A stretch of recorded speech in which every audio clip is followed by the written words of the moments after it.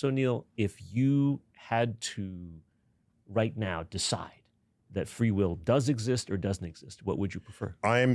My thinking over the recent years, because I didn't used to think about this at all, my thinking over recent years is leaning towards the absence of free will for practically everything we think and do in our lives.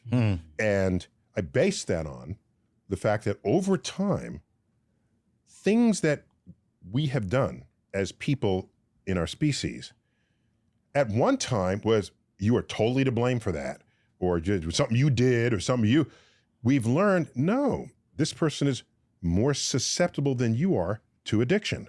Right. There's a biochemistry there. This person cannot just be made the life of the party because they're on the autism spectrum.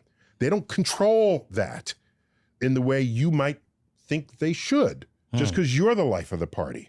As you add up all of these things, let's go back to epilepsy, where before that was even a word, you were occupied by the devil. Did you do something bad? Or, well, you knew it was not, everyone knew you were not in control of it. But today, no one is saying, did you have the free will to not have an epileptic seizure? Of course not. Do you have the free will to not be depressed?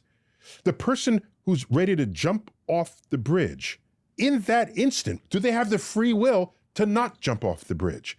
I don't think so. And the more I add up and explore the human condition, I'm forced to conclude that the direction we are headed is that we are all products of an absence of free will. And as a result, society needs more compassion for people who do not otherwise fit in. See, I have the exact opposite position in my own mind. I feel that it is because of the absence of free will that you see in most behavior, that it is that 1% of free will activity that moves us in the right direction, bends us toward compassion, takes the arc of history toward justice. But but going back to what Neil just said, there are people who actually suffer from personality disorders, that suffer from brain disorders, day, where they can't do what you just said.